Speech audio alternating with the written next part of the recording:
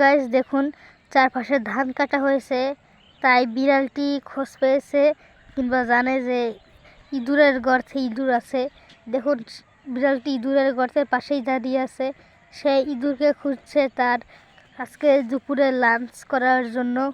দেখুন কীভাবে ঘুরপাক খাচ্ছে, তার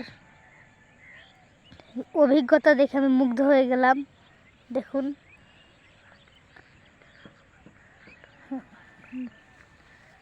দেখুন গাইস, প্রতিটা ইঁদুরের গর্তের পাশেই যাচ্ছে।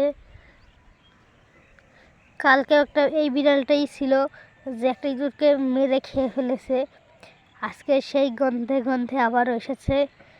তো গাইস আজকের এই ভিডিওটা এ পর্যন্তই। ভালো লাগলে লাইক কমেন্ট শেয়ার করবেন এবং আমাদের চ্যানেলটিকে সাবস্ক্রাইব করবেন। আসসালামু আলাইকুম সবাইকে। দেখুন